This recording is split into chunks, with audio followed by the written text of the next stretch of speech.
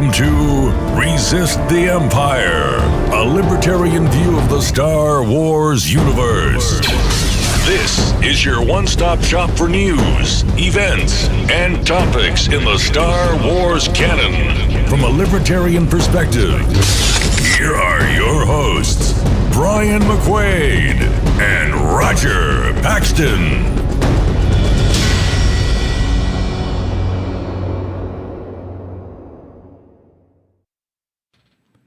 Welcome to Resist the Empire. My name is Brian McQuaid. And I'm Rodger Paxton. How you doing tonight, Rodger? Fantastic as always. Awesome. It's been too long. Yeah, it has been.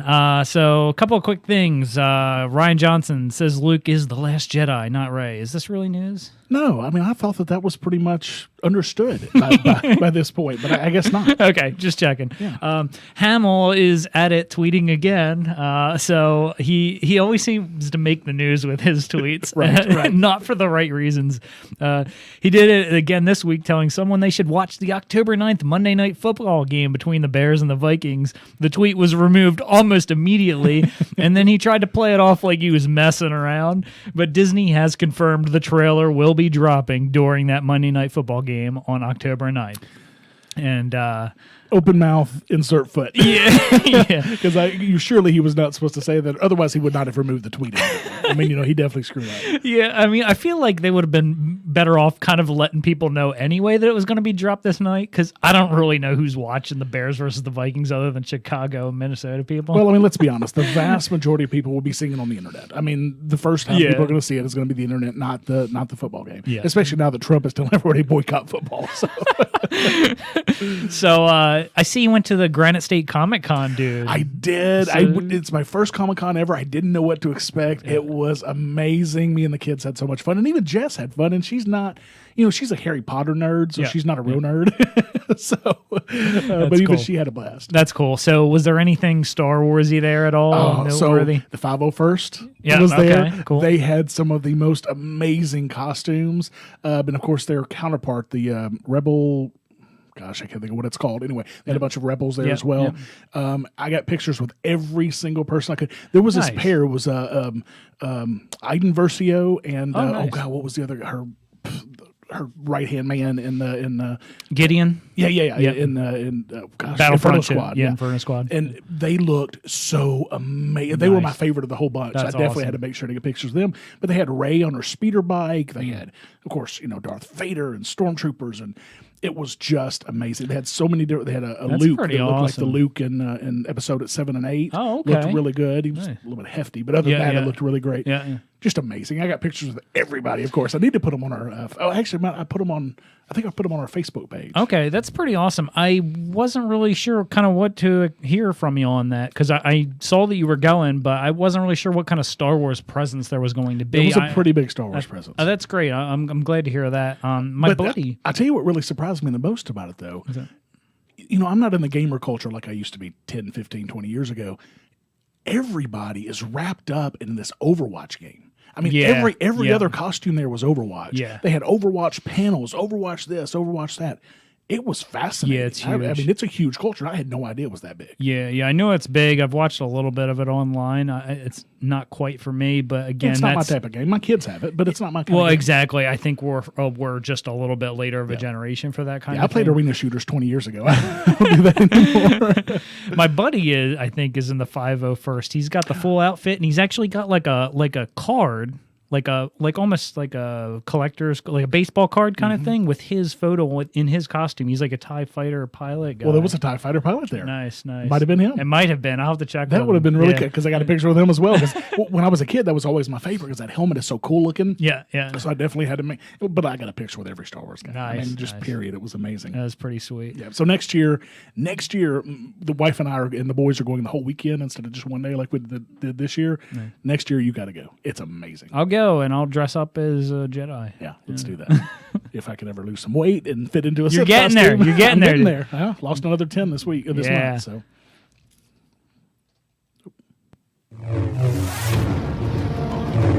Welcome to Resist the Empire, a libertarian view of the Star Wars universe. This is your one-stop shop for news, events, and topics in the Star Wars canon. From a libertarian perspective, here are your hosts, Brian McQuaid and Rodger Paxton.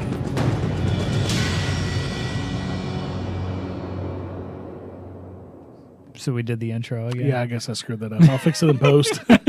So, Star Wars Rebels gets a new trailer and release date for its final season. This is from The Verge. Lucasfilm has released a new trailer for the fourth and final season of Star Wars Rebels, along with a release date, October 16th, 2017. That's only a couple weeks away. Yep.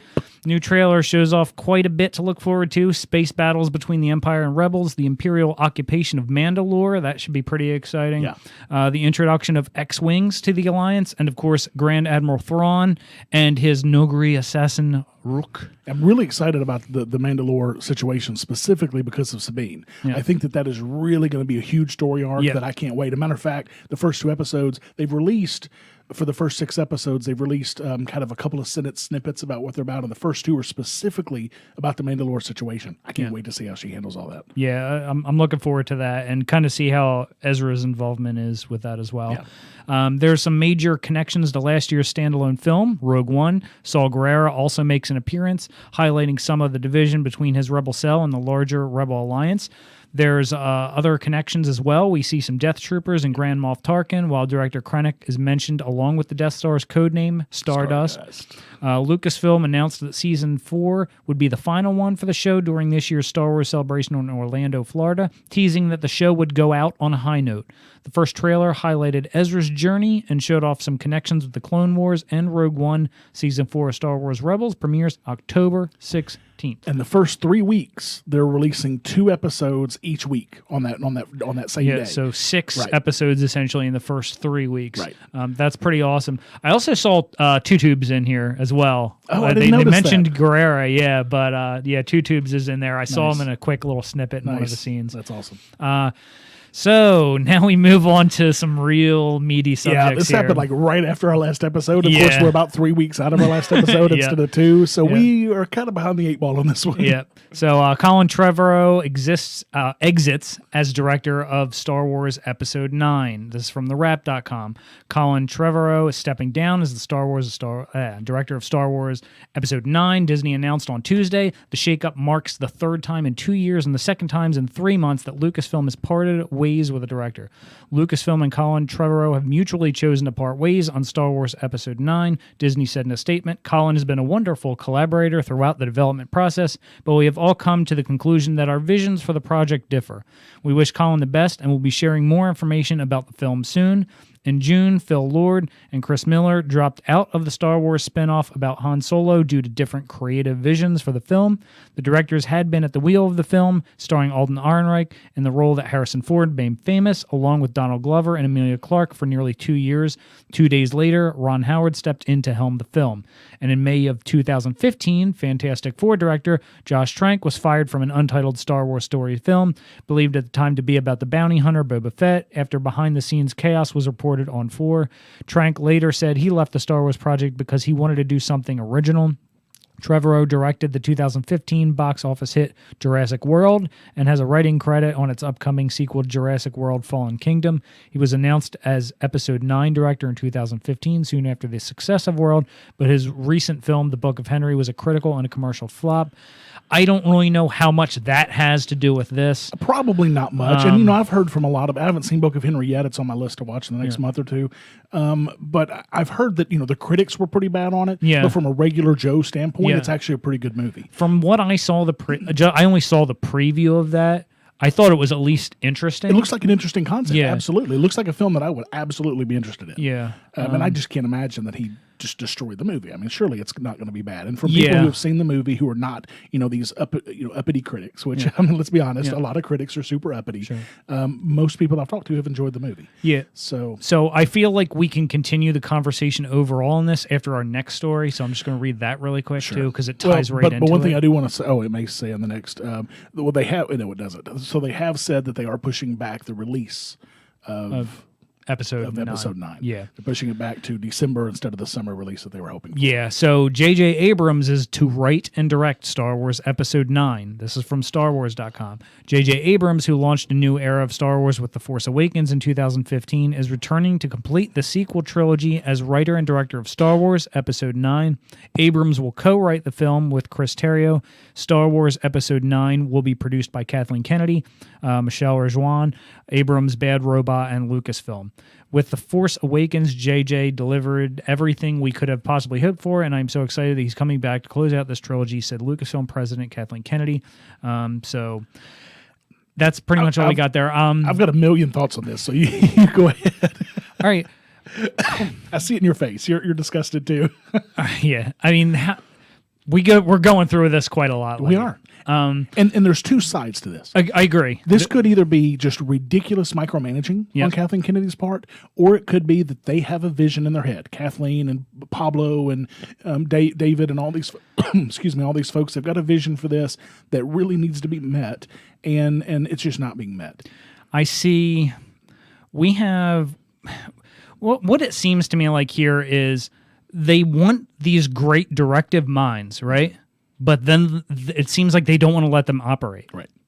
So it seems like kind of that's going on. All right. I don't disagree. Yeah. Now, at the same time, I feel like there should at least be some kind of leeway there. I also feel like there's no way these directors got involved not knowing this, right? Of course they did. Of course they knew it. There's no question. So now the things we've heard about the pair from Han Solo trilogy, it sounds like they were still way off base. Right. We don't know enough about the Trevorrow situation to be able to say anything. Exactly. But it sounds like the comedy duo, they were way off base.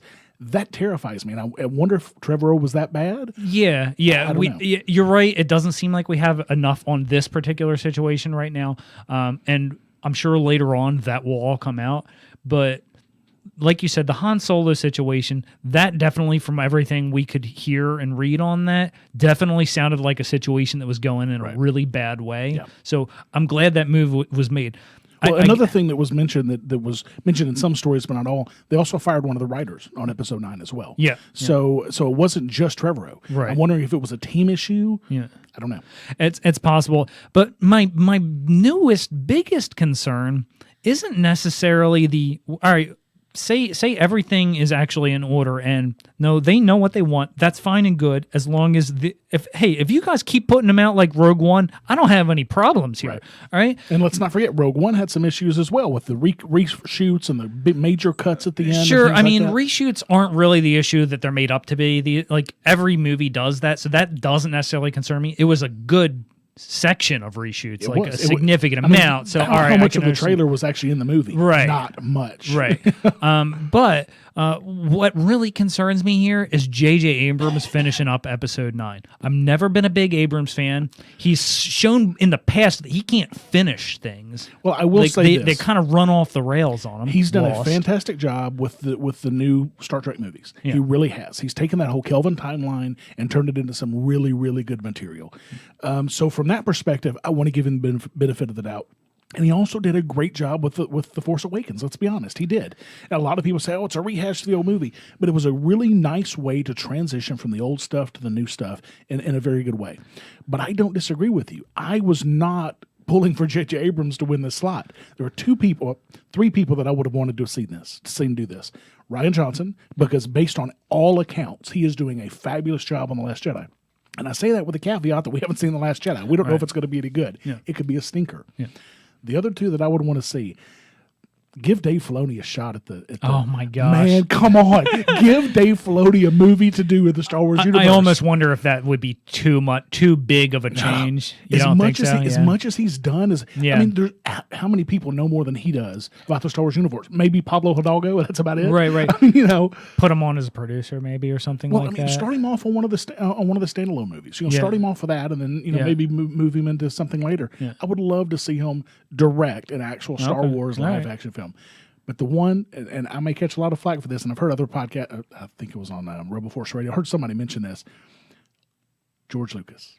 Oh, man. In the 70s or 80s, there was an interview where he said that he didn't want to direct another one until the very last one. He wants to finish it out. Oh, and boy, that would have been a great nod to let George Lucas finish it out. Now, he probably would have done it. He probably, because he's so upset with the way things were handled. He wasn't given a voice at the table and whatnot. He probably wouldn't have done it, but boy, would that not he have still been nice. wouldn't have a voice at the table even if he did take this, though. I think that they would give him a little more leeway. He might have a little leeway. Colin Trevorrow, right? Oh, sure. Yeah, I would agree with that. I have serious consumer. I just have serious issues. I think with Abrams. I'm not a big fan of his, for one. In other series he's done, specifically television series that I can think of, they run off the rails on him. They start off very intriguing and interesting, and then it's almost like the writing gets out of control, and then he's painted himself into a corner, and we got to finish this up somehow. Well, it's a good thing he's only got 2 hours with this, so maybe it will run off the rails. So, I don't disagree. He was not my first choice. He's not my least favorite choice of all the ones that could have been, but he's not a bad choice. And of course, a lot of people are turning this into a sexist or a racist issue. Oh, we need a female Star Wars director. We need a person of color. And I don't disagree with that, but to pick somebody based on those issues, to pick somebody based on their gender, or based on their all the race, fan cares about is that it's good. Right. That's all anyone's concern is. If J.J. Abrams brings in a great film, fantastic. Awesome. Yeah. You'll never hear another word out of me That's about great. it. That's great. But I do have the same concerns you have. But I've got to give him some credit with Force Awakens and the series, the Star Trek series, the new stuff. Yeah. I got to give him some credit. So we'll see. Here's my thing on Star Trek. I think they're good, the ones I've seen, but they are clearly not for the Star Trek Puritans. Oh, no. It's definitely action movie with Star Trek stuff. The same way with the new show. What is it? Star Trek Discovery. Yeah. STD of all things. It's the same way. It has that kind of lens flares and super action, and it's not the the big cerebral type of show that Star Trek has historically been. Yeah. And there's a lot of fans that are having issues with that. Now, of course, the creators are saying, well, you'll get more of that later, blah, blah, blah. And I think that you can have kind of a fine line between those. But we're talking Star Wars here. Star Wars isn't cerebral. It's not the Star Trek of the sci-fi universe. Right. It's not really sci-fi. It's more fantasy. It's really a fantasy movie, not a sci-fi movie. So I think that he can pull that off. Cool. All right. I'm going to cross my fingers. All right, let's get it moving along here. Build your own Star Wars droid with the new Little Bits kit, space.com. I actually have seen these. They're pretty cool. There's a lot of robot kits and other STEM toys on the market, STEM on the market. But how many of them let you build a working R2-D2? Available today for $99. The Little Bits Droid Inventor Kit allows kids to construct the iconic droid and control it using a smartphone app. The Droid Inventor Kit comes with 20 different parts for building your robot and 6 bits, which are electronic pieces that snap together magnetically to make our creation run. The collection of bits includes motors, sensors, and battery power. Kids use the free Android or iOS app to see instructional videos on how to build their droid. Then they can use the app to put the droid into one of 3 different modes: drive, self-nav, or force. After the initial build, the app offers additional challenges that help them to create different droids and customize them using a combination of the bundled stickers and household objects. Little Bits makes a number of kits that teach kids about electronics and invention. All of the kits come with magnetic bits that introduce kids to electricity and electronics without requiring them to solder or connect wires. The bits attach to each other magnetically and offer all kinds of functions, including on-off switches, motors, sensors, lights, and buzzers. We get to see the Droid Inventor Kit in action. At Little Bits press event, and we came away impressed with how the app encourages kids to keep making new robots and learning new skills. The company showed how one child had turned the kit into a drill droid with a cone-shaped drill in its chest, repurposing the droid's wheels as motors to turn the drill. Nice. The company also demonstrated how you can attach a pen to your droid so it can draw as it rolls around. Nice.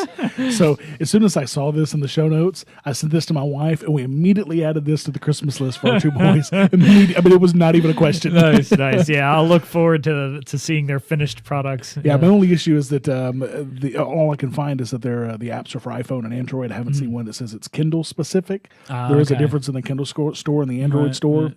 But I've got a couple of older Android tablets laying around that I can throw it on if I have to. Nice. So we'll see. But yeah, these things look really, really cool. Yeah, they look cool. Yeah. They look neat. Lucasfilm blocks new Star Wars novels set post-original trilogy. This is from heroichollywood.com. The vast Star Wars expanded universe told stories from every era in the galaxy, from the Old Republic to the Galactic Civil War and beyond. However, with the new canon, it has been revealed that Disney and Lucasfilm are not playing as fast and loose as they once were. Claudia Gray, the author of the Star Wars novel Lost Stars, wants to do a sequel, but has been blocked by the Lucasfilm Story Group as the first novel goes right up until the end of the Battle of Jakku. Jakku is considered to be the final event in the general original trilogy era. So in here is basically just a copy of the tweet, and I think Brian Young is like her publisher or something like that. Claudia would love to write a Qui-Gon / Obi-Wan novel or something exploring the gray areas of Lando's morality. Claudia hopes to do a sequel to Lost Stars, but it has to be when the story group opens up storytelling after the Battle of Jakku.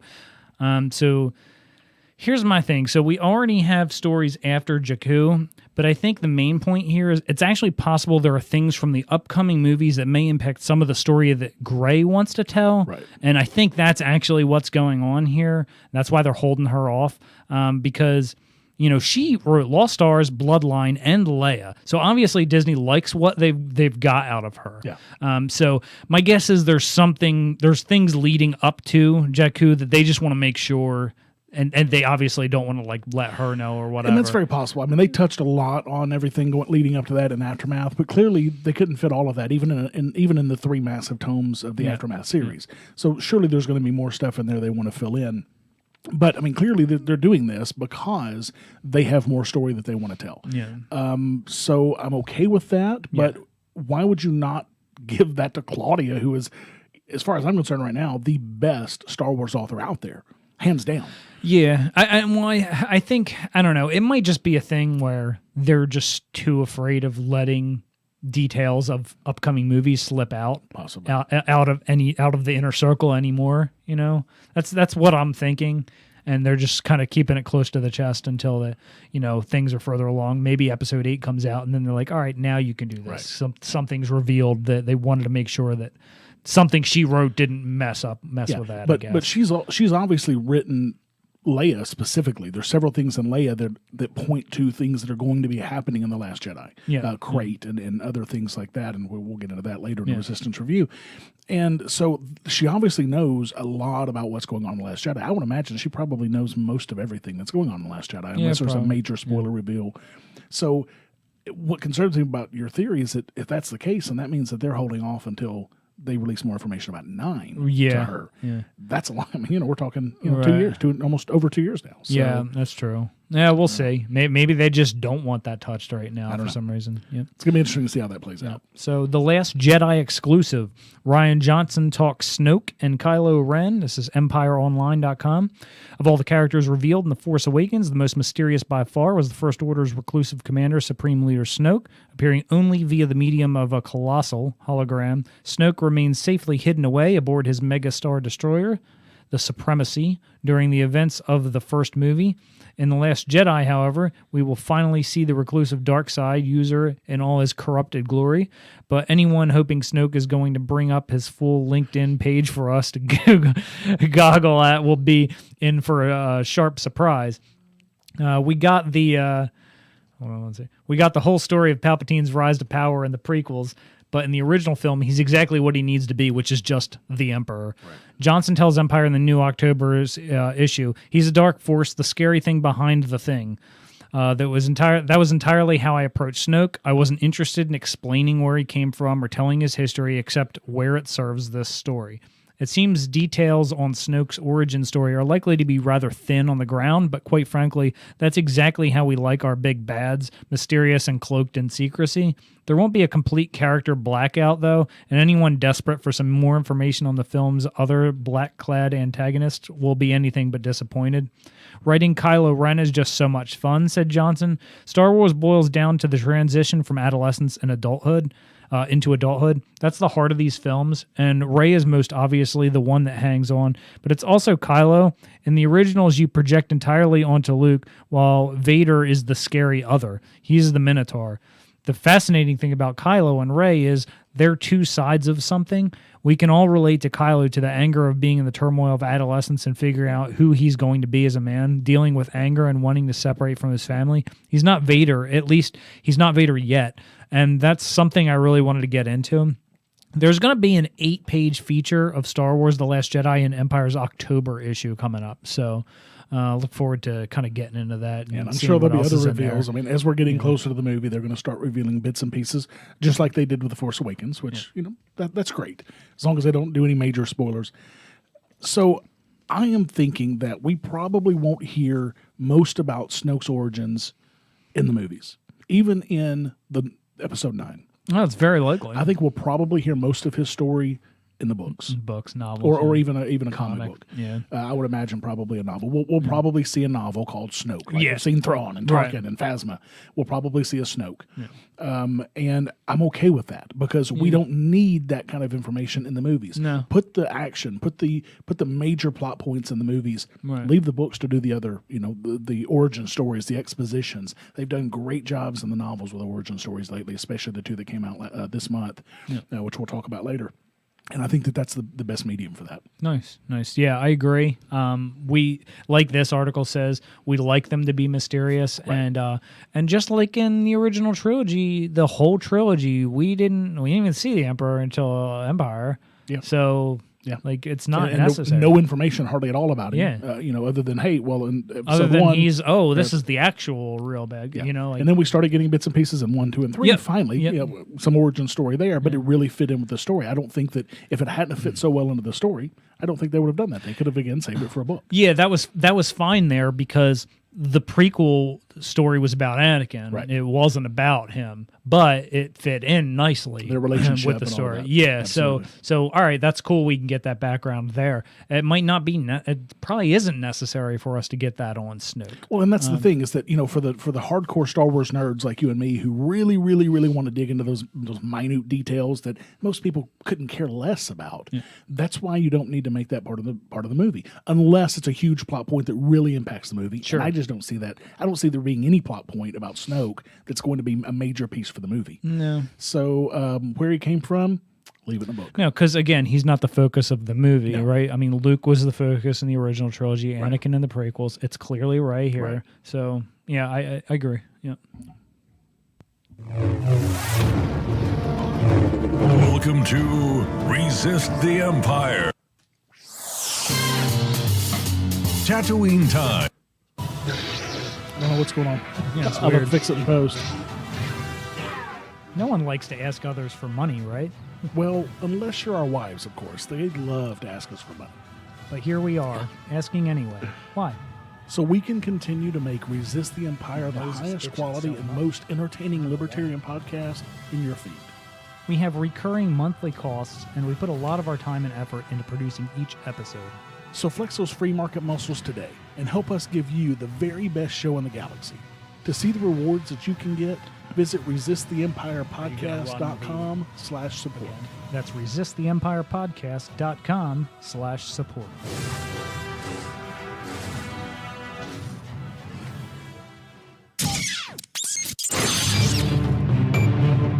The HoloNet, your news source for current real-world news with a libertarian Star Wars twist.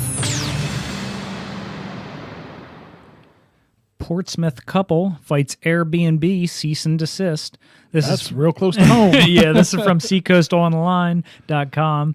Lincoln Avenue couple who bought the house next door, which they occasionally rent through Airbnb, plan to continue their short-term rentals while appealing a cease and desist order from the city. Barbara Jenny and her husband Matthew Beebe were served an order dated August 18th stating they're in violation of city ordinance for their Airbnb rentals and are hereby instructed to cease and desist. Jenny said they already have Airbnb guests booked, as well as friends and family planning to use the house on weekends through October. Jenny said they live at 81 Lincoln Ave and bought the house at number 87 to make it available for their children in the future while renting it through Airbnb and using it as a guest house in the interim. She said the short-term rental property is closer to her home than her own garage, and she's able to keep a close watch over paying and non-paying guests. She said she and her husband hired a lawyer and have been in conflict with the city about their rental property since May when their lawyer met with city officials. According to Jenny, her rental property hasn't been the subject of debauchery or noise complaints, but a neighbor has written to the city objecting to their Airbnb rental on ideological grounds. Wow. I can't change that. The ideological issue is they're doing something that I don't like, so I want to tell them how to run their lives. Yeah, that's exactly what it is. I can't change that person's opinion, and I don't think it should come down on us as individuals, she said. City Attorney Robert Sullivan said the cease and desist order remains in effect in spite of a new state law which does not trump local law. There is no change in city policy or ordinance, he said. The situation is the same as the year before. Sullivan said he plans to meet with Planning Director Juliet Walker to discuss the Lincoln Avenue short-term rental and would be calling Jenny's lawyer. Jenny said she and her husband will seek a stay of the cease and desist order while they exercise their right to appeal to the planning department. She said she believes the city is shutting down Airbnb rentals only if neighbors complain and call that arbitrary. If they enforce that on us, they need to enforce it on everybody, she said. Oh, the city, yeah, I know, right? The city needs to act the same on all property owners doing the same thing. Or maybe the city could just leave people alone. Just stop doing it. Jenny said they rented the property short-term a few years ago to one of the first same-sex couples to get married in New Hampshire and to people from all over the world, which I think is wonderful. She said she disagrees with her complaining neighbor, will elaborate through the appeal process, and said she and her husband take the responsibility of being neighborly serious. I feel badly because this is going to bring a lot more property owners who are renters into play, who I'm sure would rather stay under the radar, she said. I think the policy to only regulate based on complaints is faulty. There's a couple different things which we've already commented on here, right? First of all, the ideological grounds, ridiculous. That's busybody speak for they're doing something that I don't like. Exactly. That's all that I is. think I should be able to tell somebody what they can and can't do on their own property. Right. Yeah. That's exactly what that's some busybody who has nothing better to do but sit on their front porch and see what all their neighbors are doing. And that reminds me so much of my father. After he retired, that's what he did. He sat on his front porch all day and all night and just watched the neighbors, seeing what they were doing, and would gossip about it. Yeah. That's what that is. It's a busybody. So for people not from New Hampshire, Portsmouth City Council is an absolute disaster. Yeah. You can find a story on something going on there every other day. There is always some kind of oppression going on there. Well, the free Uber situation where they tried to ban Uber a couple of years ago when we first moved here. Of course, the issue recently with the Praxium, which is our local liberty space for liberty folks. Yeah. They basically shut down 2 days of our big yearly event, the Free Coast Festival. We had to move it to another location last minute. Thank goodness somebody was able to offer us a location, or we would have had to cancel 2/3 of the event. Yeah, because the city got all up in a wad about the fact that we were holding a quote pig roast, which didn't even happen there. The pig was roasted 2 hours away and brought in. Yeah, but that's what started the whole situation. And then they didn't like the fact that the person who was at the Praxium when they got there said, "No, you can't come in without a warrant. Sorry." Oh, that really didn't didn't go over well with them. Yeah. So I mean, this is typical of them. In our circles, you can always find a story on them, and it's ridiculous. What kind of world do we live in where someone can tell another person who they can and can't have for a sleepover on their Millennium Falcon? Right. I can invite anybody on my Millennium Falcon that I want. Sure. And if they want to pay me for it, great. Awesome. They can get Wookiee hugs for an extra $10 or eat a porg for an extra 20. I mean, whatever. It's ridiculous. A postal worker faked cancer and got paid to miss 2 years of work. Here's how a judge punished her. So this is from WAPO, Washington Post. The tale that Caroline Boyle started spinning in 2015 was grim. She told colleagues that cancer attacked her white blood cells and ravaged her immune system, leaving Boyle too weak to come into work at the U.S. Postal Service office in Aurora, Colorado. Boyle needed to rest and work from home, according to notes scribbled by her doctor.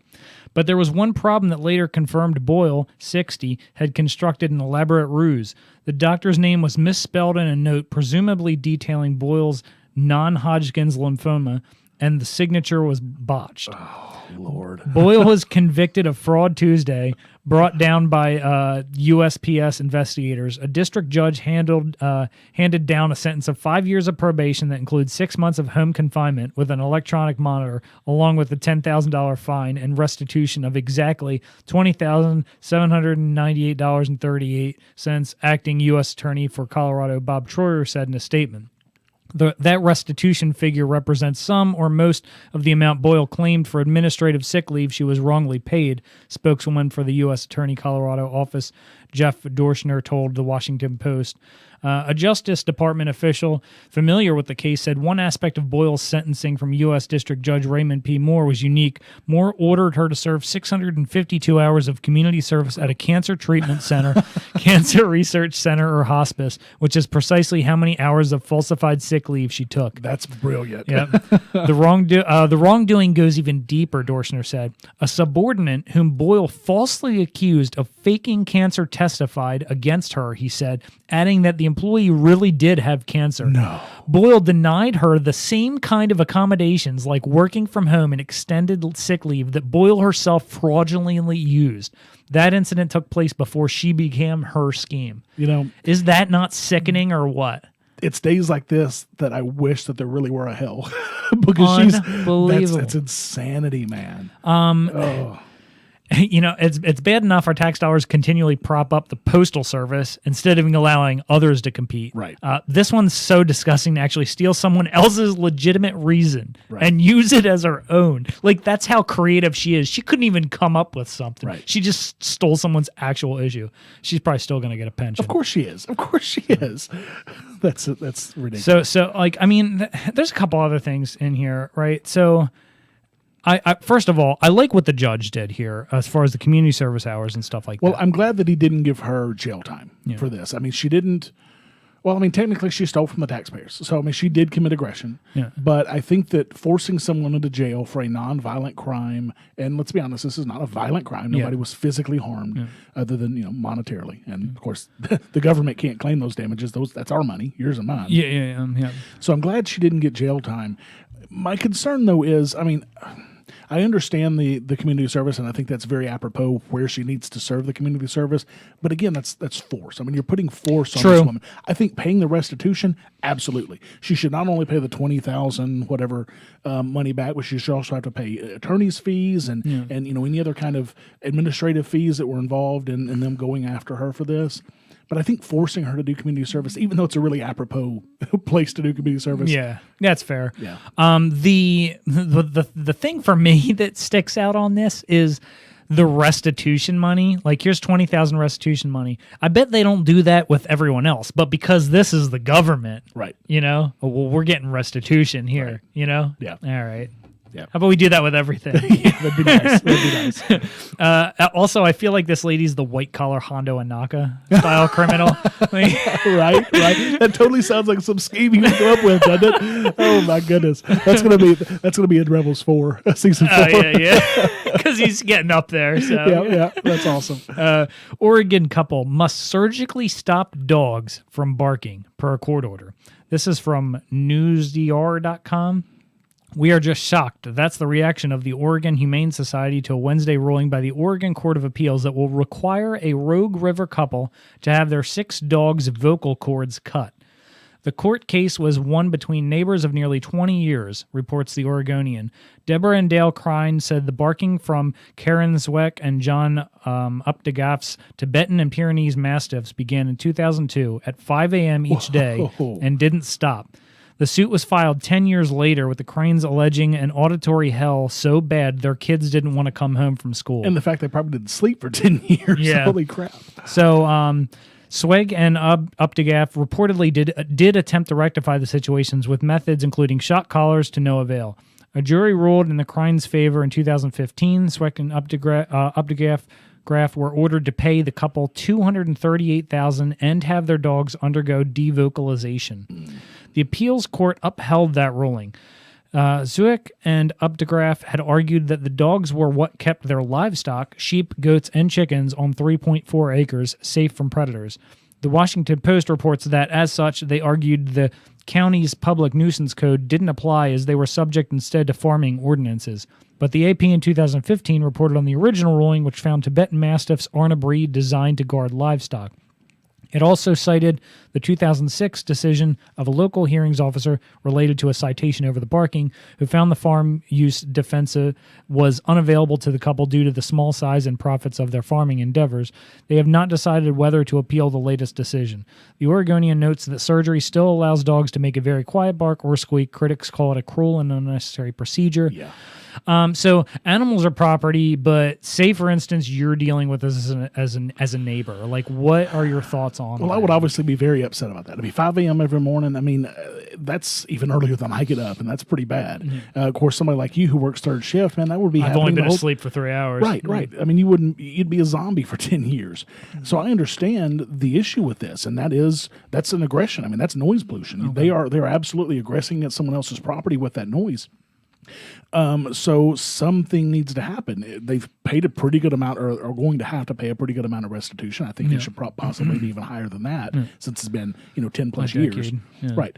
And I think that if they want to keep those dogs, they need to keep paying restitution, or they need to build some sort of a barrier between the homes, some sort of a sound barrier, or something like that. Yeah, I feel like there would have been a much better solution here. There could be a million. I don't know what that is off the top of my head, but I mean, just find someone else to take care. I understand they're your dogs, right? But if you truly care for them, do you really want their vocal cords cut? Well, no, of course not. Can you find someone else to possibly take care of it? There's no doubt that that's cruel and unusual. I mean, you and I are both dog lovers. Right. For some reason, you like cats too. I don't know. I'll forgive you for that. They're awesome. No, not really. Anyway, but I mean, we're dog lovers. I mean, my animals are like family to me. They're basically my kids, brother and sister. And so that's a horrendous thing to do to an animal. I mean, that's the way that they speak, for crying out loud. Yeah. So to do that is absolutely cruel and unusual, and so I think that is a horrendous judgment. And again, this is the problem with government. Government is, black or white. There is no nuance. There's a million ways that this could be resolved. Like you said, they could, maybe have to send the dog somewhere else. Maybe build some sort of a sound barrier between the two properties, or anything else. Yeah. But if this were handled in an arbitrage situation where both groups can come away as winners, then something else could happen. Yeah. But not in the government court. That's just never going to happen. Yeah. So I feel horrible for these animals, but I also feel horrible for the family that's had to endure this for. Yeah, I feel bad for everyone, but I feel like I'm normally like a people ahead of animals kind of person. 100%. I feel like the animals are the ones that are really losing out in this situation here. They're only doing what's natural to them. Yeah. And that means that if they're going to do it there, then some arrangement needs to be made, and the government's not in that kind of business. But private arbitration is in that kind of business. Private arbitration is designed to come to an agreement, to come to a solution that fits everybody's needs as much as possible. That's not what the government is in business for. And so having to deal with this in a government court, that's the wrong way to deal with it. So do you know, in New Hampshire here, we actually, for small claims court, they actually have mediation set up prior to something going to trial. So is it private or government? It's run through them, but they have like an arbitrator come in. Interesting. Basically. Interesting. And like, so to that's a step in the right direction. As to avoid it going into the court, like, hey, what can we work out here? I only know because of a car accident we were in.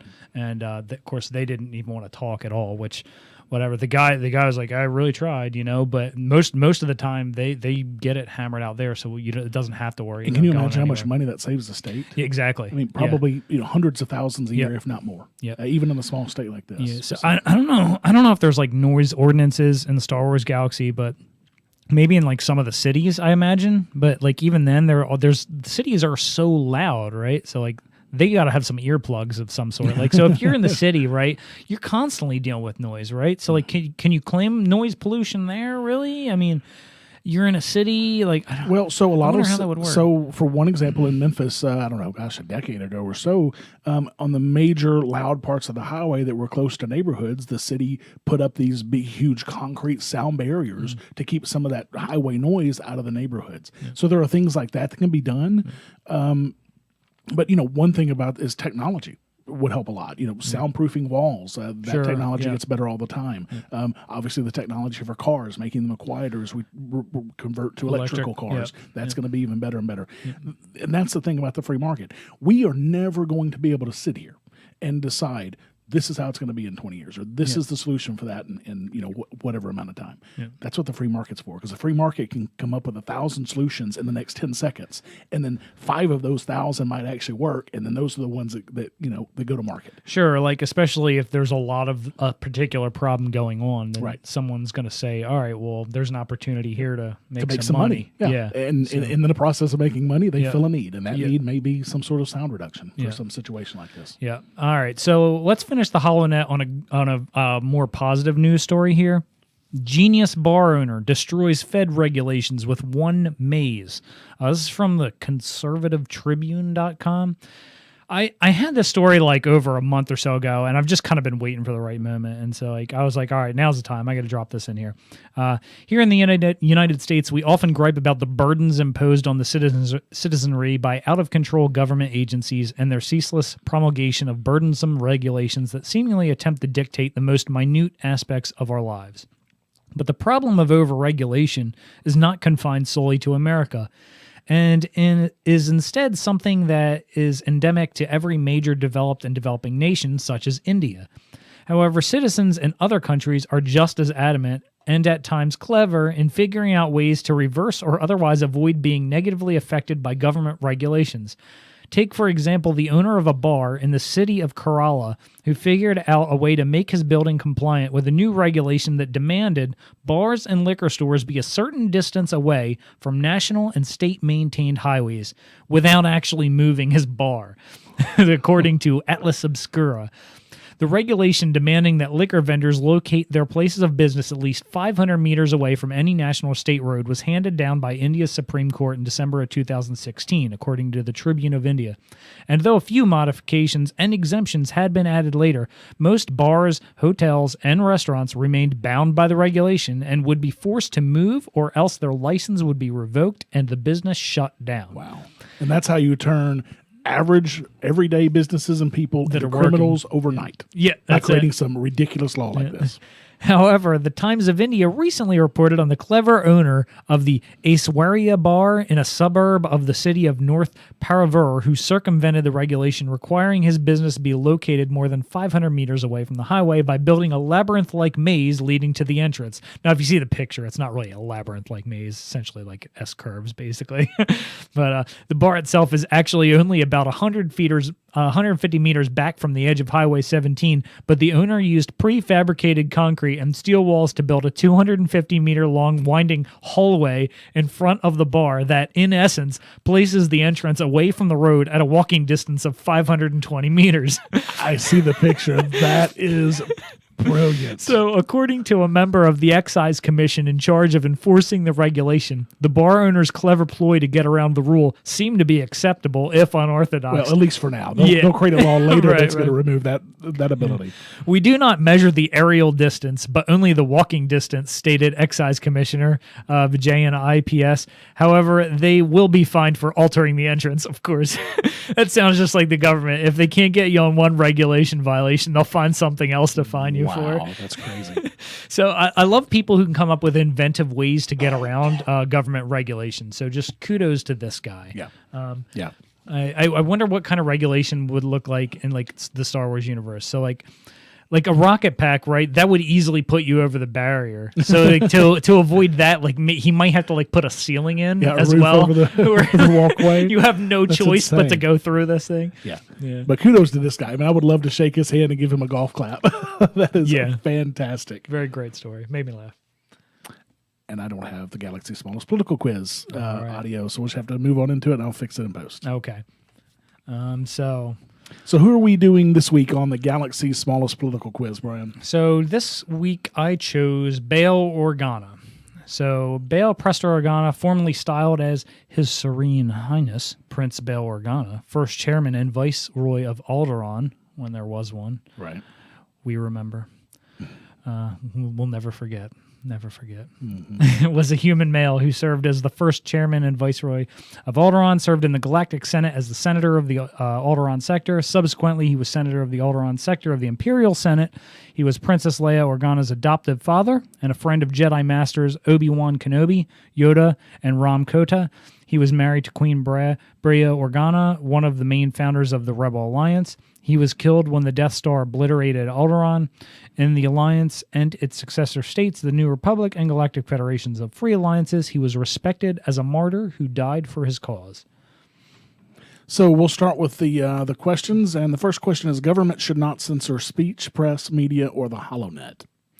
Yeah, I put disagree. There's a tendency for most people in a position of power to want some form of restriction on a particular type of speech. I really don't feel that bail would be any different. That's just me personally. I don't know. I mean, so having read Leia, Princess of Alderaan, which you haven't had a chance yet, you've got to take that one home with you tonight. Okay.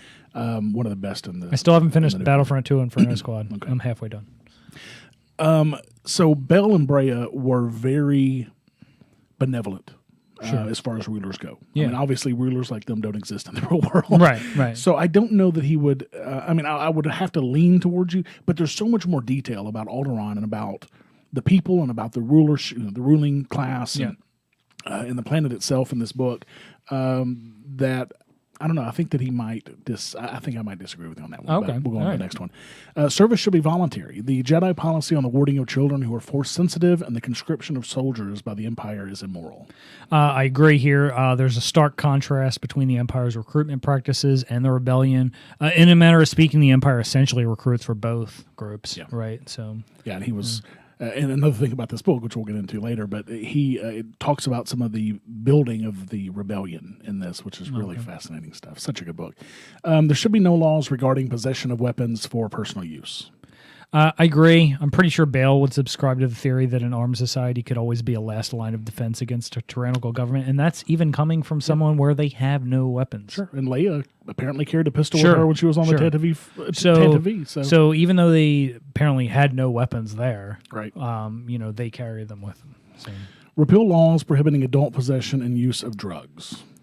Maybe. I don't know if you picked up anything in the book, but we don't really get a sense of this. I don't, so I'm not really sure that he'd actively work against it or if he'd consider it a top priority either.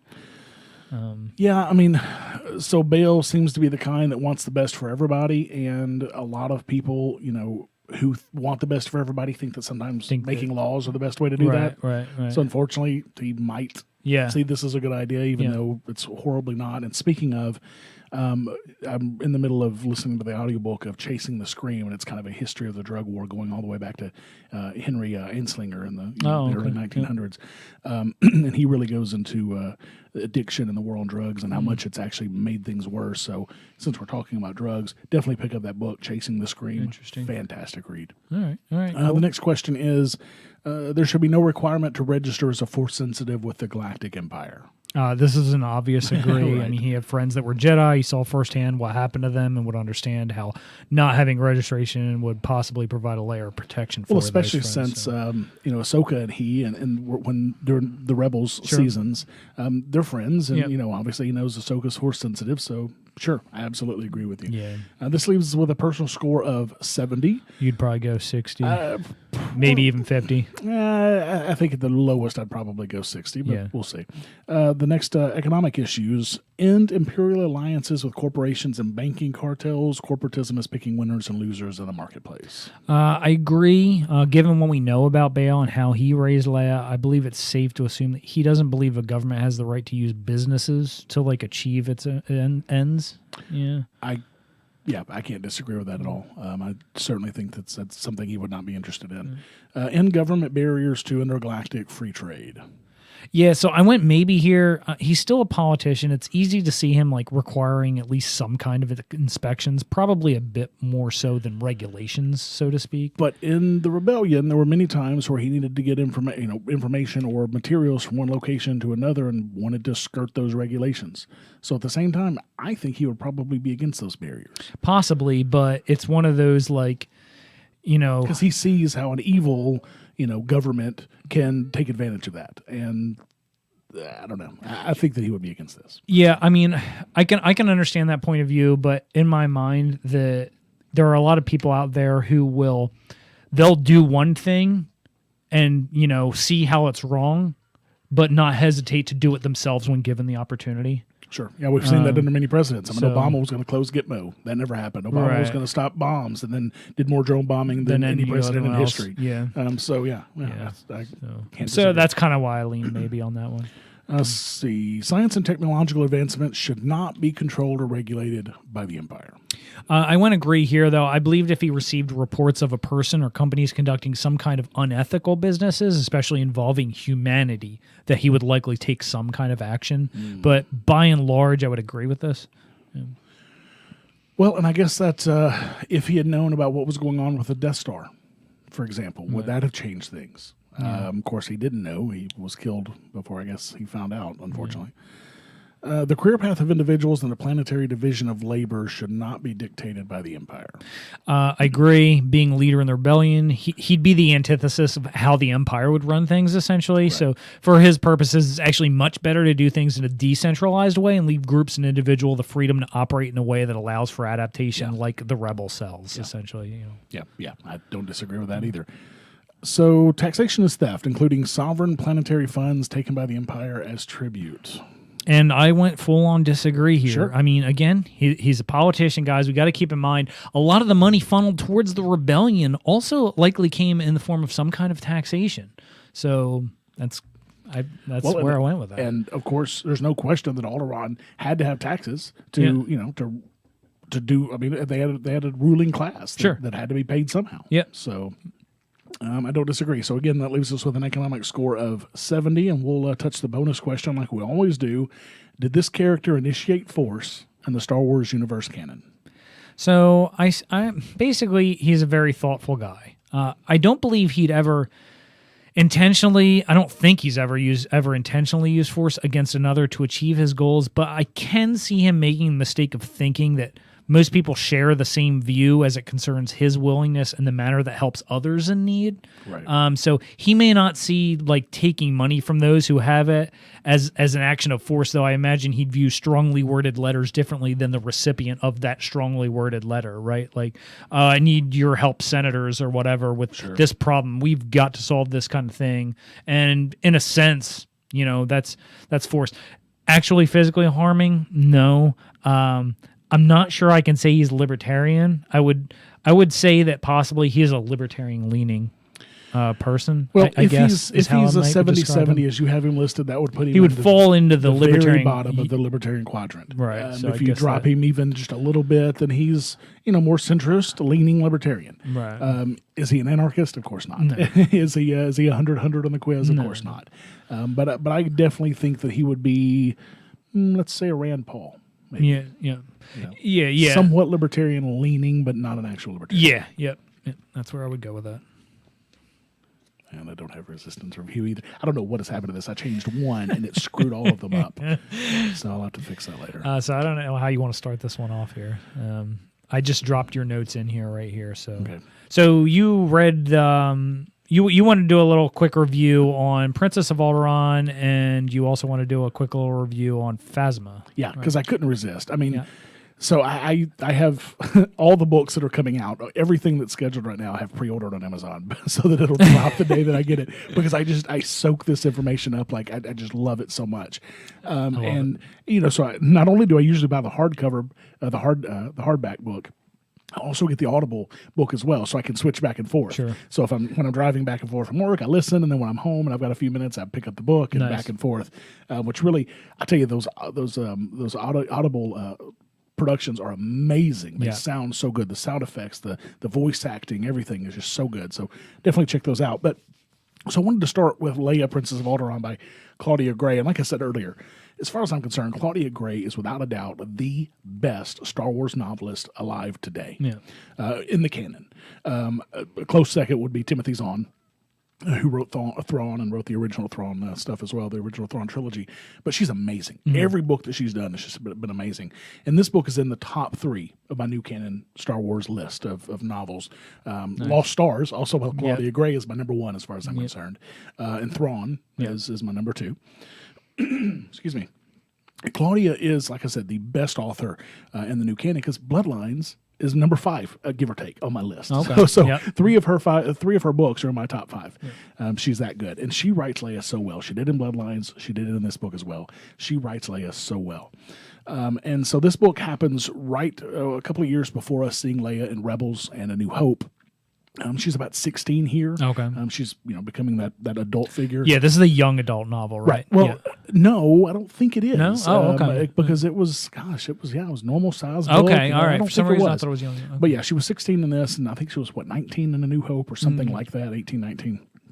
So, the thing I really love about Claudia's writing is her ability to write in, tie-ins to her other books, the Star Wars movies, without it being forced or thrown in your face. Because a lot of authors, just want to make them, shoehorn stuff in there where it Right. doesn't really need to be. It happens so much, Yeah. but Claudia Gray is a master at putting those little tidbits in there without it being forced. Nice. And she's got a bunch of tie-ins in this book, including some that tie in directly into Bloodlines and Lost Stars, even her other books, which is great. So the spoiler warning going forward for the rest of this little review. Okay. There's lots of info on what we're going to be seeing in The Last Jedi in this book, including the character Amilyn Holdo, which is played by Laura Dern. She's the one with the purple hair in the pictures. Amilyn is this, she's about Leia's age. She's this colorful, quirky character that, is kind of odd. Almost makes me think of Luna Lovegood from Harry Potter. That's kind of the image you get. She's just really quirky, and Leia really doesn't really know what to think about her at first. But they end up becoming really good friends in this book, and she helps out Leia a lot in this book. And this makes me wonder, because we're going to see Laura Dern, we're going to see Amelia Holden on a Canto Bight. Is Leia sending a team to meet her at the casino? Is that what this is all about? Because Leia and her go way back. They know each other for a long, long, long time. She knows about the Resistance. She's partial to the Resistance side. So I wonder if that's what we're going to see. Leia's going to send these folks to Canto Bight to talk to her about something. Okay. We also get more information on Crate in this book, which is really neat. And that's the salt-covered planet that we've seen in The Last Jedi, where they're bringing the speeders and they're kicking up the salt, and it's got the red dirt under it.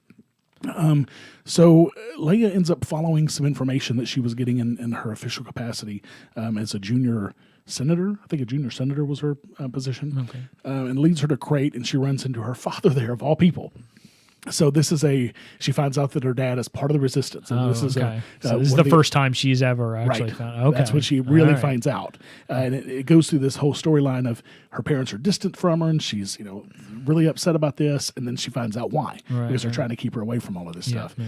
So when she finds out that her dad is part of the rebellion and the Crate is the location of this rebel base, it completely changes the shift of everything. Yeah, okay. So we also, now this was a really neat nugget. Korosh Panaka. Remember him from episode 1? Yep. He was the captain of the Naboo security forces that protected Leia. He was in episode 1, but he wasn't in episode 2 and 3. His nephew or something. He wanted more money, essentially, and they were like, yeah, we're not paying. That's exactly what happened. But he pops up back in this book. Yeah. He's a moth for the Empire in this book. Oh. And he's really close with the Emperor. And Leia has to go talk to him about something in her capacity as a junior senator. And when she meets him, he starts looking at her funny and asking her a ton of personal questions like, who were you adopted from? Who are your original parents? And all this kind of thing. He obviously recognizes that she looks like Amidala. So it was done. And of course, Claudia Gray's writing. She wrote it so well. That's very cool. Yeah, it was really neat. Well, then right after Leia leaves, a bomb goes off, kills Panaka. Bomb goes off in his office, kills Panaka. Guess who put the bomb there? The Saw Gerrera's partisans. Nice. So it was another great tie-in. Yeah. So anyway, another nice touch that I noticed was Leia visits the moon of Naboo, where the spice miners work in these awful conditions, and this is a callback to when Mace was theorizing after that assassination attempt in Attack of the Clones, when they were on that landing pad, that the attack was carried out by disgruntled spice miners from the moons of Naboo. So that's a callback to that, which is fascinating stuff. So well written, let me tell you.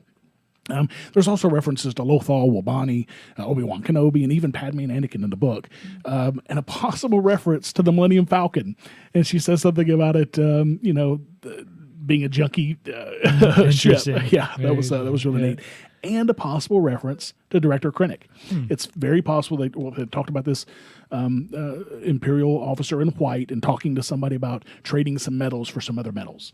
So very possible that it was Krennic. So if you want to know more about Leia, or you just want more information on the beginning of the rebellion, you've got to pick up this book. This is the first book I've read that really gave some of that detail on, the original people who were starting the rebellion and how all of that was going on. Okay. And it's basically an origin story of Leia. So if you're into Leia, this is the book to read. Nice.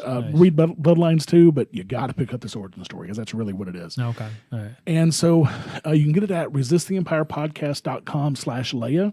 That'll take you to Amazon using our Amazon affiliate link. And of course, we get a little bit of credit for that without costing you anything more. And look, guys, this is a must-have book. Seriously.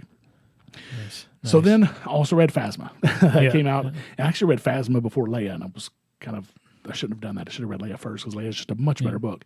And Phasma is a good book, don't get me wrong, but it's not a great book like the Leia book. It could be, safely skipped by those of you who aren't like me, who wants to just consume every bit of Star Wars that you can. You could probably skip it. Now, this is much like the Leia book. It's an origin story for Phasma. And it goes in her time kind of as a young woman on Parnassus and her escape from that planet. It shows how Phasma became such an awesome warrior, and it shows how ruthlessly she is, really. The major takeaway from this book is the fact that Phasma is out for Phasma only, and that's it. Above all else, Phasma's out for Phasma. Yeah, so she really is in it for herself and kind of not like the Empire. Right. Yeah. So, but this excludes everybody, including her own mother and father and her own brother. She is out for her, number one. Wow. And she'll do anything to preserve and improve herself. And this gives us a lot of context as to why she so easily shut down the shields at Starkiller Base. Because it was in her best interest. Right. Otherwise, she would have been killed. Yeah. So she will give up the First Order in a heartbeat to preserve herself. Yeah. And so, because that was a lot of question. Why would somebody who was so... There's your answer. It makes total sense. Yeah. Right. So to her, the First Order is nothing more than a vehicle, and she will ditch it on the side of the road as quickly as she did her own family if she needs to do that to survive. And that's what this book tells you. Okay. All right. So she got off of Parnassus, her home planet, thanks to Brendel Hux, Armitage Hux's father. And so she helped him escape the planet after he crash landed on the planet. And he rewarded her with a spot in the First Order, and that's where all of this goes. Okay. But so she even turned on Brendel, poisoning Brendel. Spoiler alert. She poisoned Brendel Hux at the behest of Armitage Hux himself. Yeah, I remember. Now Brendel Hux was in the Aftermath series. Yep. Yeah, Aftermath. Yep, yeah. On Jakku. Yep. And she is, let me tell you, she is one cold woman. Yeah. A quote from this book really, really does all of this justice. Quote, "No one will see the real Phasma until the moment when what the First Order wants is no longer what she wants. One day, and it's coming, Phasma will betray them all." And I can't wait to see that happen. Yeah. So the end of the book shows Phasma going back to Parnassus to make her shiny chrome armor from the scraps of the Naboo yacht that presumably once belonged to Palpatine. And this was the ship that... My favorite ship, the J-type Nubian. Exactly. Yeah. And this is the ship that Brendel Hux flew in on that crashed. Okay. Right. So she went back there to create her armor out of this. And it talks about how she machined it and everything. It was really neat. And First Order ships, so another nugget is that these First Order ships have a super, super powerful tractor beam that we haven't heard about yet. And the Resistance knows nothing about it. I mean, they are completely clueless to this. That's a big secret the First Order has. So I'm assuming that's going to come up in the Last Jedi, because they made such a big deal out of it in the book. And my favorite character in the book, other than the Resistance spy, Vi, I don't remember how to pronounce it. Didn't that super powerful tractor beam... Wasn't that also in Aftermath? Did not we catch that at the Battle of Jakku? Wasn't that the cause of some of the Star Destroyers going down? I don't recall that. No? Okay. Maybe I'm wrong. Anyway, so... My memory might be off. My favorite character other than Resistance spy V is Cardinal. Now, so he's a First Order stormtrooper, and he has this red armor that you see on the back of the book, and it's really sharp. And he was, training all of these soldiers before Phasma came along. Well, then Phasma came along, and she kind of, got the eye of Armitage and Brendel, and was kind of put up a little bit higher than him, even though they were the same rank. They still trusted her more and whatnot. So he's obviously very jealous of of her growing in the First Order, and because he seems he's being replaced by her. At the end of the novel, he actually confronts her with the death of killing Brindle and all of this, and she basically kicks his butt, leaves him for dead. But he's saved by the Resistance spy, who I was talking about a minute ago, one of the main characters in the book. And this leads me to believe that we are going to see Cardinal again because she pulled him out of all of that, and they took off. Okay, so we'll either see him in another book. We may even see him in The Last Jedi or something. So was he the guy when they had the posters for this book coming out? The guy that was he was the red guy. Who was the guy that was like on like it almost looked like a little bit of a throne, but he was like a more neutral with the character. robotic leg and the staff. Who was that dude? That's her brother. That's his brother. Okay, all right. He plays a big part in the book. Okay, and the whole so her leaving Parnassus happens 15 to 12 years prior to the Episode 7. Episode 7. So it's many years in the past. Yeah. But he plays a big part in that whole situation of them leaving Parnassus, which is the vast majority of the book. Okay. Really good stuff there. So I expect us to see, when we see Cardinal again, we're going to see him as working for the Resistance. Okay. That's my guess. So hopefully I'm right. Okay. We'll have to go back and check this next time we see him. Interesting. All right, cool. So again, if this one interests you, pick it up. If it sounds interesting to you, but it's not really necessary for for you. It's not going to really give the you most a whole important point to get out of there. That essentially is that she's in it for herself, right? And it explains why she did not give any thinking to letting the First Order defenses down. And as origin stories go, it's not bad. I mean, Delilah S. Dawson did a good job with it. I'm not disappointed in it, but there were so many better origin stories. You had, of course, Thrawn, of course, the Leia one I just talked about. But if you're really digging, the Phasma character, pick it up. Otherwise, this is Dawson's first book for Star Wars. And again, you can get it at resisttheempirepodcast.com/Phasma, and we get a little, little taste of that, even though it doesn't cost you anymore. So hey, buy it through our affiliate link. Cool. Yep. So we're gonna move into and try to get through real quick the finishing of Showdown on the Smuggler's Moon. So again, it's a compilation of Marvel Star Wars ongoing series, and this is issues 7 through 12. It was released early in 2016. So we're gonna go ahead and get started. The Star Wars 11 Showdown on Smuggler's Moon Part 4. So do you want to start us off here? So edition 11 starts off with a 3PO talking about how it's impossible to sneak into Gracchus the Hutt's palace, as we watch R2-D2 roll on in between all the crime lords and other questionable characters, as R2-D2 will do. 3PO remarks that he fears Luke is doomed, and then he questions Chewie's idea about fighting their way in. Of course, that's Chewie. And Chewie is then hit with a shock bolt, and Dengar hovers over him, saying Jabba sends his regards. He wants to know where Solo is, and 3PO says that he's not there. And for the first time, he wishes he was. Dengar wants 3PO to call him and tell him that Dengar's looking for him, and to make sure that he can hear Chewie in the background, so he knows that Chewie's there. 3PO questions why he always has to be the hero. Right.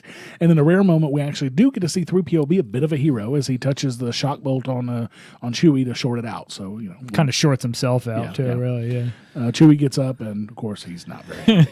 Yeah. So then we see Gracchus. He's asking Luke if he's ready for the arena, and Luke asks what happens if he wins. Will he just be put back in a cage again? Gracchus tells him he shouldn't worry about that. No one's paying to see him win. They're paying to see him die. And just a quick note here, I question this whole perplexing plot as to why he wants Luke dead after opening up all the holocrons, because it seemed like he wanted him for that, so a little not sure about that.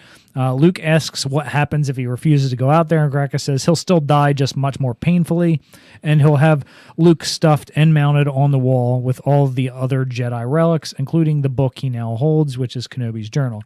This, of course, sets Luke off, and Gracchus gives the order of give him his saber, and Luke says this isn't his saber. The Game Master tells him this is his chance to become a Jedi Knight and to die like one. Luke is introduced to the stadium as the last of the Jedi. His opponent is Congo the Disemboweler. Now, is there a more awesome name than that? Yeah, this guy is about as menacing as you would expect someone with that name to be. Absolutely. So we return to the Volt Cobra, where Han explains his marriage to Sansa on Stennis. It was a sham marriage, of course, which we pretty much all suspected. It was for one of Han's brilliant schemes for getting back at a crime lord who had been double-crossing spice smugglers. The crime lord owned a gambling den. It was the biggest in the system, but they needed a big event and a cover for a successful break-in, hence the wedding. That was the cover, and it had to look real. He says it wasn't, but it pretty much had to be. Then we're treated to a great 4-page fight between Chewie and Dengar, and it was really great art. That was really cool. That's the thing I love about these Star Wars comics. The artwork, they're doing really great stuff with these.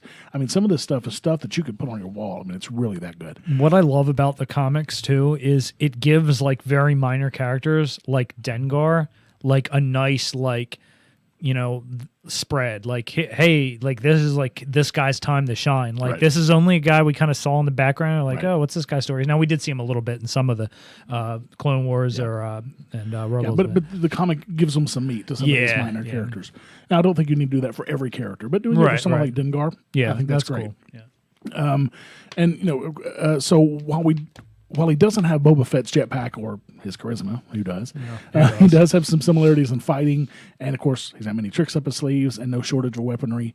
Of course, I mean, he's a bounty hunter. That's going to be the case. Yeah. So the pages turn to the fight between Luke and Congo now, and Luke's discovered his lightsaber didn't work so great on the beast's bionic arm. The scene cuts to a conversation between the Game Master and Gracchus talking about how the arm's made from deep core drilling armor and it won't be easy to get through. Gracchus makes a remark saying it sounds like the Game Master is almost disappointed and wonders if he took a liking to Luke. The Game Master states he doesn't take much of a liking to anything. Gracchus remarks that how he could watch his slave, now the Game Master, die because he was such a great fighter. He couldn't watch. So basically, the Game Master was a slave. Right. You know, he's a slave for Gracchus, but he couldn't stand to see him die. So he basically took him on as the Game Master. So, anyways, he wonders if the Game Master's feeling the same way about the Jedi.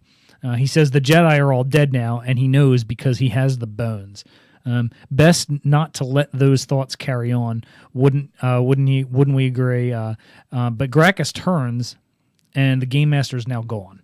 And the next scene we see is the Game Master talking into a comm, stating he is Agent 5241, and if they want the Jedi alive, they better hurry. Right. So there's one scene with TIE fighters standing by for orders, and then it's back to Luke. He's getting it handed to him, and he tries to psych himself up by talking about how he blew up the Death Star and how he fought a bounty hunter blind, and he can do this too, right? So he closes his eyes to focus on the Force, and in doing so, he ends up flying a couple of feet away as the beast comes stomping down right next to him, so he barely misses him. Congo's pretty much circling Luke like he's toying with his prey at this point, and we get a scene of R2 with a bit of a concern. Back in the showdown between Dengar and Chewie, it's pretty much been an even battle. And I think that's saying a lot for the lesser-known bounty hunter. Yeah, I think so. I mean, Chewie ain't no chump. Pull your arms right out of their sockets. Right. So he's holding his own. Yeah. And he's ready to kill Chewie because he's tired of fighting so long. Of course, that wears you out. And he gets his answer to his questions of where Solo is at. And Dengar is then shot by Solo in the back.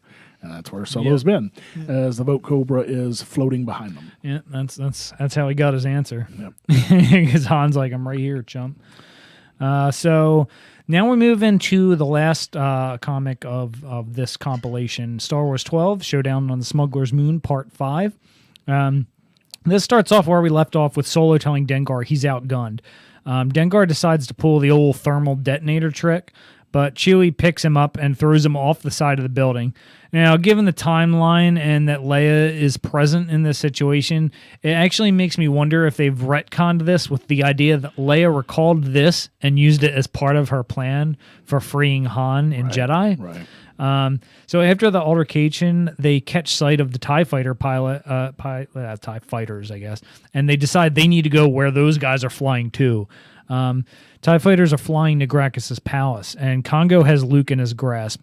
The crowd's cheering him on, and Luke asks for one of Ben's miracles.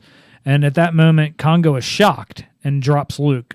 And we find out someone's triggered the shock collar that the beast wears. Then we see a lightsaber strike through a Magna Guard, and it's the Game Master, or Agent 5241. Right. He reveals himself to Gracchus, calls him a miserable slug, and that his arena is officially closed. And also, he's under arrest as some of the TIE pilots come into the arena. And at this point, the TIE pilots are on Luke, and some of them are meeting resistance against some of the Magna guards that are in the halls. We get a glimpse of R2, and then we see him in front of a pile of lightsabers, this collection of lightsabers. Gracchus is brought out to the arena by the Empire pilots, and the Agent 5241 questions him on why he thought stockpiling a huge collection of Jedi artifacts would go unnoticed to the Empire. Gracchus questions if his friends really think they can come to the Smuggler's Moon and expect to leave alive. And he says one word and the crowd will tear them to pieces, he says. Agent 5241 says that if anyone dies, Gracchus is going to be the first one. Gracchus says that he made a mistake trusting him, but he was still a slave, and he didn't know all of his secrets. Gracchus then triggers a protocol for the arena, and electrical charges go through the entire stadium, which is actually pretty cool. Yeah, it was an interesting interesting artwork on this. It almost looks like the arena's like spinning, but I think it's supposed to like give us the impression that there's some kind of whirling mechanism in this that's like throwing the electrical charges for everything. The pilots realize their blasters aren't working. The protocol was essentially an EMP blast, I guess, rendering the blasters useless. Agent 5241 tells them to get back and regroup outside. One of the pilots remarks that they don't need blasters to take down a fat old, and then before the sentence is finished, Gracchus is picking the pilot up and throwing him. Right. One pilot tries his comms, but they don't work because those are shorted out as well. And Agent 5241 remarks that has also controlled the collar on Congo as he looks to get out of the way of Congo's rage. Remaining pilots are trying to gather Luke, and he drops the lightsaber he had. R2 shoots out a lightsaber to Luke, and he takes the pilots down. Yeah, R2 does that quite a bit. Yeah, and so I did try to actually look at the lightsaber he was handed from Gracchus originally, because we'd seen it before. Yeah, I felt like there was something in that where he was like, "This isn't my lightsaber," and my immediate question was like, "Oh, whose is it?" I tried to find online, I couldn't find anything, and it's probably just a random one. Yeah, it probably was. Yeah. Han, Leia, and Sansa arrive and see the crowd pouring out of the arena. Leia comments that instead of Santa worrying about her investment, of course that being Han, that they should worry about what the people are running from. They see Congo rampaging and realize that their blasters aren't working. Of course, he's a big hulking, and then we see R2 shoot a whole bunch of lightsabers out. Han and Leia each have a saber. That was a pretty cool shot. Yeah. And Chewie is dual wielding. Yeah. Awesome. Totally epic. Yep. As the rebels are wrecking shop on the pilots, Luke takes his chances against the Games Master and he fails. Yeah. The agent's going to take him into the Empire, but is then grabbed from behind by Gracchus. But the Games Master is able to grab one of the sabers around Gracchus's neck. Yeah, because he's had that whole necklace of them. Yep. Yeah, and he chopped off one of his mechanical legs. Yeah. Yeah, so Luke and Han end up back-to-back fighting off the last of the pilots, and R2 comes rolling in with Kenobi's journal. Han questions whether this is all for that book, but Luke tells him about Gracchus' collection. Unfortunately, the Empire's reinforcements arrive in the manner of many stormtroopers with working blasters. Han has Chewie take a somewhat injured Luke back to the Falcon, and Han goes to look for Leia. Leia is using the lightsaber to cut rock around Santa, who had some rubble on her preventing her movement from when Congo came rampaging through that wall earlier. Sana was surprised Leia came back to her, and Leia said she couldn't leave Han's wife on Nar Shaddaa. Sana confides in Leia that her name is actually Sana Staros, and she's not really his wife. The marriage was a scam. Right. The robbery went bad, and Han took her cut with him. She's been trying to get it back. The rebels flee the area, and we see Congo still on the rampage. And then we see the stormtroopers bringing in Gracchus. Someone's saying that the mission was a success and that the Hutt will be of much use to us. He helped us rid the galaxy, more scattered traces of the Jedi, and the Emperor will be pleased, is what they said. The greatest prize eluding them, though, the boy escaped. Agent 5241 asked to be put back in the field, and he'll promise to make up for it, he says. And the voice asked what he learned for the boy. And if he mentioned from the boy, and he asked if he mentioned his name, the agent said no. Because we know that Vader. We now know that Vader knows Skywalker. So the agent said no. All he knows he's young, untrained, and more brave than wise, but that he has gifts, which is absolutely true. The voice says he'll be crushed like the rest of the rebellion, and asked for the agent to tell him everything he learned from this boy. He calls the agent Sergeant Creel, which I'm wondering if we'll see that come back up at some point. And we'll get a great image of Vader with a clenched fist. The last image is Luke and the Falcon looking at Ben Kenobi's journal. Yeah. So there's lots of things happening with Star Wars coming out. We got Rebels coming out in like 2.5 weeks, which probably we'll start reviewing the episode after next. Yeah. But there's also the Star Wars Darth Maul, Son of Darthamir trade just came out. Man, that was really good. I enjoyed that so much. So I may do a quick review of that.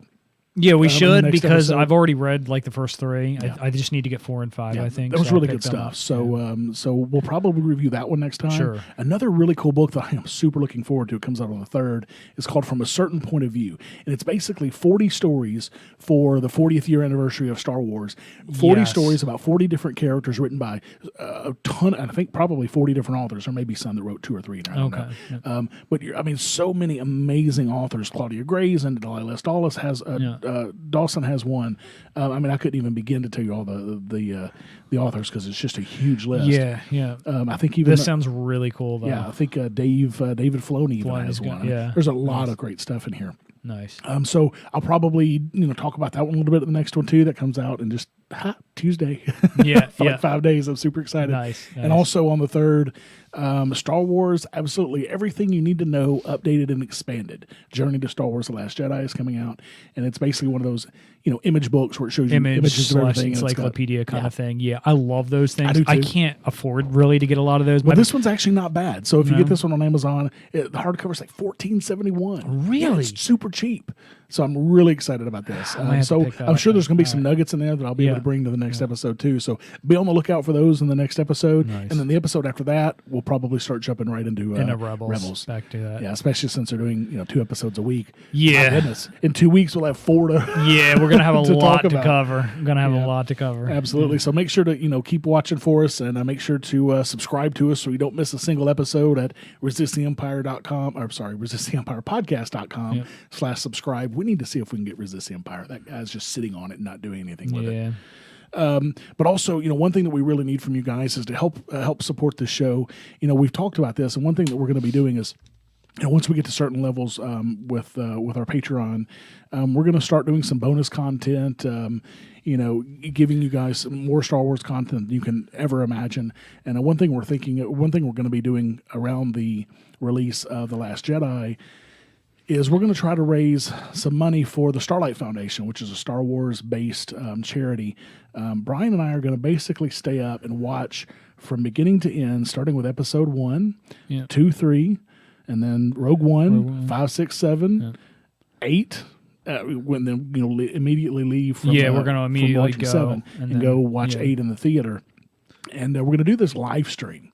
So this will be like a 24-hour live stream. Yeah, we're going to be up for quite a while. Right. But we're going to do it as a way to raise money. So we're trying to figure out how to turn that into a fundraiser. Yeah.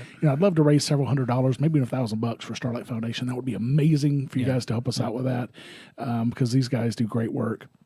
So I'll be on the lookout for that as well. And until next time. May the non-initiation of Force be with you.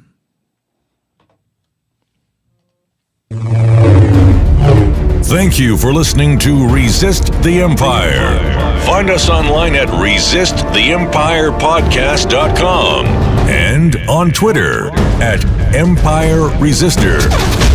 Never miss an episode by subscribing on any podcatcher or by going to resisttheempirepodcast.com/subscribe. This has been a PAX Libertas Productions podcast.